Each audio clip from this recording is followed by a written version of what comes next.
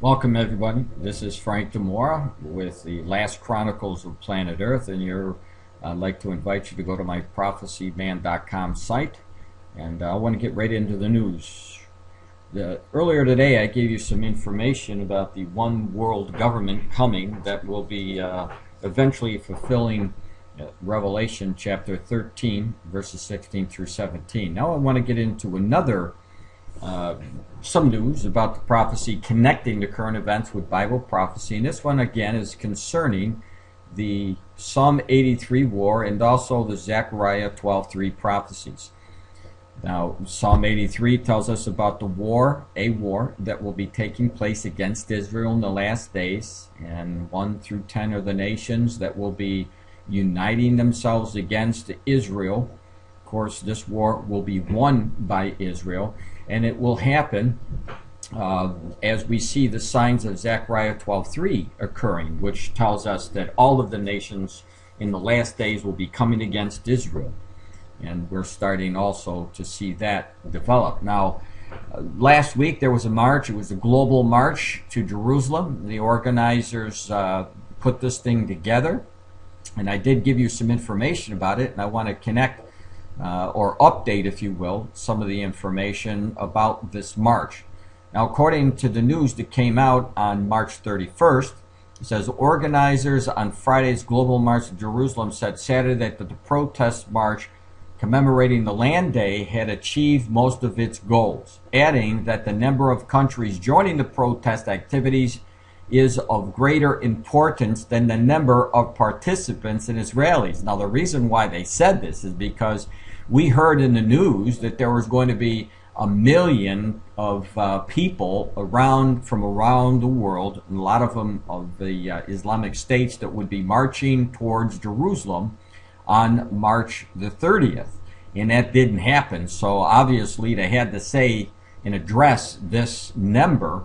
And so it's just a way of saving face. Now, according to the article, it says the Palestinian news agency, a man quoted general coordinator of the march. This is the person who put this march together, as saying that the rally lay the groundwork for future activities and proved that the Palestinian people are still present and are still holding fast to their land. In other words, they're not going to stop. There's going to be another march. There's going to be more activities against Israel, trying to get a two-state and trying to get East Jerusalem as a nation again. So their spokesman claimed that the activities of the 84 countries participated in various pro-Palestinian rallies around the world on Friday. And so you can read the whole article by going to this link right here, but there's much more important news, I believe, coming from this next article, where the article is pro-Palestinian activities to hold a second fly-in. Now, as time goes on, they're going to continue to do things that are going to irritate Israel, and they're going to you'll see more rockets being fired into Israel and just more tensions developing in the Middle East. But here we have the Palestinian activists plan to hold their second fly-in the Ben Gurion airport just after Passover at stage times. And of course, this will be this month, and here are the dates, the 15th and the 16th. And according to one of the organizers, and the organizers from Bethlehem here, as you can see, anywhere from, here we go with the numbers again, 15 to 2,500 participants ages 9 to 90 from 15 countries are expected to land in Israel for this. So more antagonistic activities against Israel coming from a people who want to destroy Israel. They're not going to give up. They're going to continue to do this until they believe that they'll get their way. Now, let me get down to this, because here's another article that I wanted to mention. Now, that the Hezbollah leader, and this is Nasrallah, it's a picture of him right there. It says the Nasrallah accused Israel on Friday of wanting the issue of the Palestinians to be forgotten, and said that the resistance against Israel will still stay alive. And speaking on the occasion of Friday's Land Day, Nasrallah said Arab countries had the capabilities to liberate Palestine. Get this. Pay attention to this, because we're getting right into Psalm 83 with almost quoting, if you will. At least showing us that Psalm 83 is really on the over the horizon. Again, Nasrallah said that Arab countries had the capabilities to liberate Palestine if they joined forces. If they joined forces. But said that they will, but the will was absent. The Arab and Muslim nation is responsible for this and can be victorious given the capabilities which would enable the regaining of, guess what, Jerusalem and Palestine. The Libyan-based Daily Star quoted Nasrallah saying. So what the leader is saying, and this is very, very clear, very obviously, that they're going to join forces. They could liberate Jerusalem if they join forces. Now, when you look at Psalm 83, it shows us what they're going to do before they're going to do it. And essentially, this is a prelude, a warning to exactly what this man said, because what God showed us is exactly what he is saying here. If they can join forces. Not if. They're going to do it. They're going to try to take out Israel. They're going to try to get back Jerusalem. And here is the list of the people who are going to do it. Now, if you don't believe in God's word, all I can say is watch the news, because you will see these events unfold. Now, here's another one. Let me get back into the Ezekiel prophecy, because Ezekiel's prophecy hasn't been fulfilled.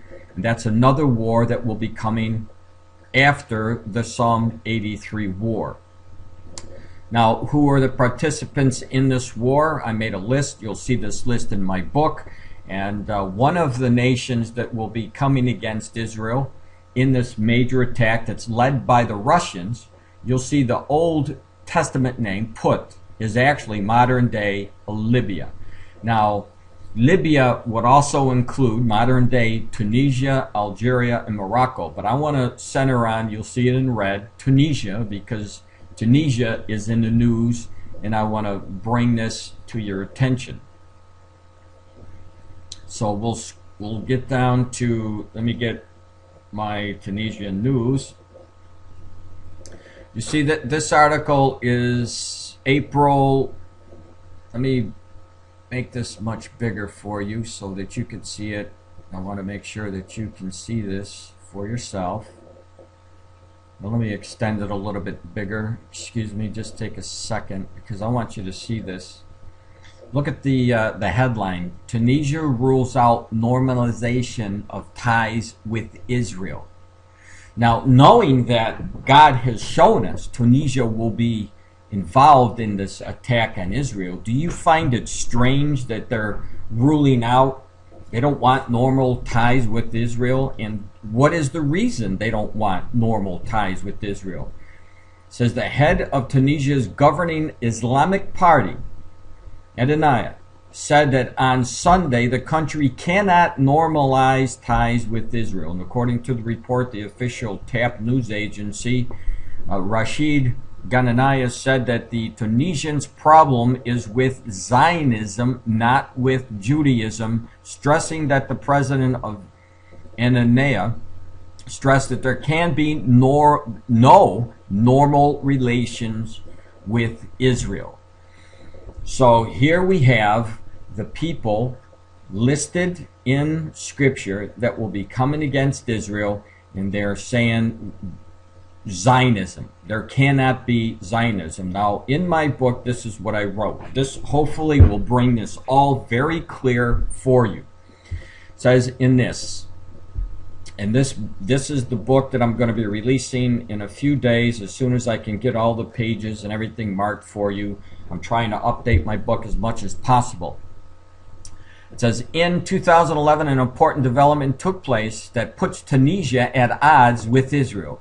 A Tunisian Islamic party banned for more than 20 years has been legalized, while 3 ministers quit the country's interim government Tuesday amid renewed uncertainty about Tunisia, where Tunisia was headed. We'll see where this came from. And one of the men behind this Islamic party is Mohammed Ghanouchi.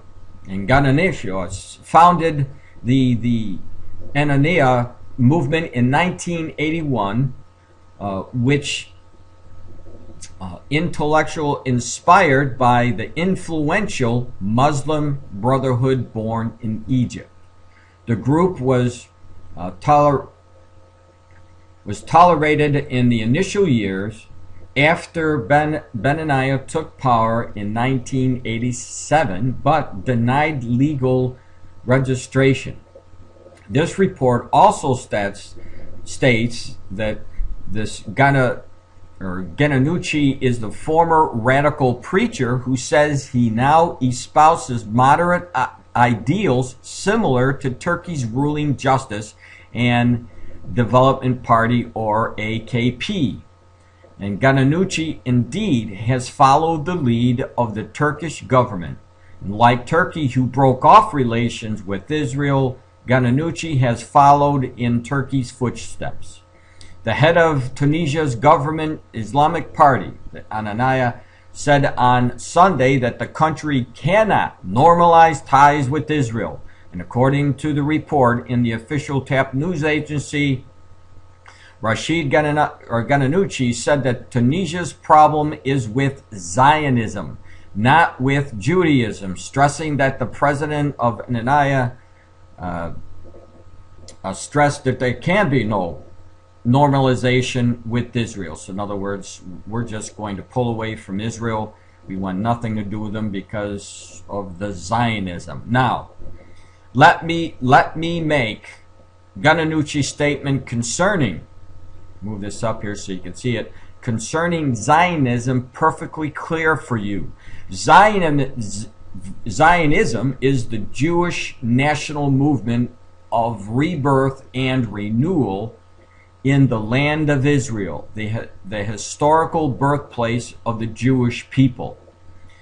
What Ghanouchi is telling us is he doesn't recognize Israel as being a nation, and like the Muslim Brotherhood based in Egypt, he wants to see Israel wiped out.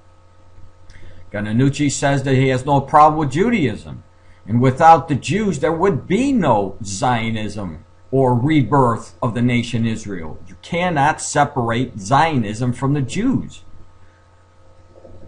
Who does Ghanouchi think fought to have Israel reborn as a nation again? The Italians? It wasn't the Jews.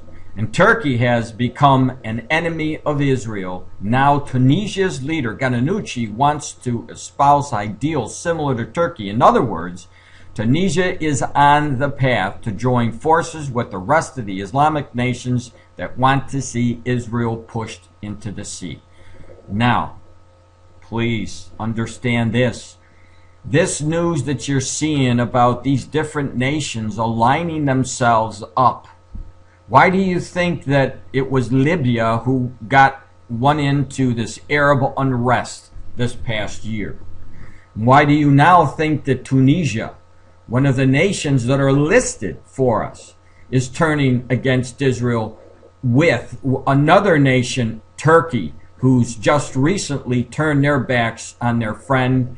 And you can see the product of Zechariah 12:3. The nations are definitely coming together against Israel in the last days, and believe me, they will fulfill this Ezekiel prophecy that is coming up. There is no question about it. This news that you're seeing is not a coincidence. There is the puzzle, the Mideast puzzle is coming together, all together, so that we're going to see this Psalm 83 war and also the Ezekiel war take place. And I believe it's going to happen a lot sooner than most of you think that it's going to happen.